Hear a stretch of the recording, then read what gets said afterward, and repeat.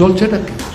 দুর্নীতি সরকার সমর্থক, স্বৈরাচার চলছে, একদলীয় শাসন চলছে, ভোট জালিয়াতি হচ্ছে। যেখানেই ভোট 18-র পর ত্রিপুরায় কোনো নির্বাচন ঠিক মতো হয় না। এ তো চলবে না, বেশি দিন চলে না। তাই এদেরকে বলবো সম্বিত যাতে ফিরে আসে।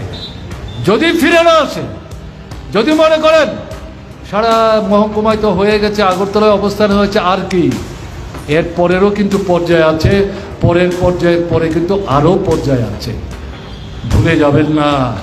এটাই মানুষের জীবনের অভিজ্ঞতা। শেষ দেখে আমরা ছাড়বো।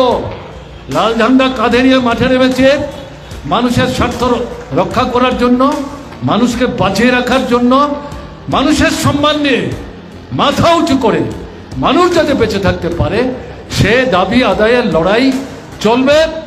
আপনারা যতই আক্রমণ অত্যাচার সংগঠিত করার চেষ্টা করুন, আপনাদের কোণঠাসা করে, জনগণ থেকে বিচ্ছিন্ন করে, এক জায়গায় আটকে মানুষই কিন্তু তার চলার পথ সুগম করবে, প্রসারিত করবে।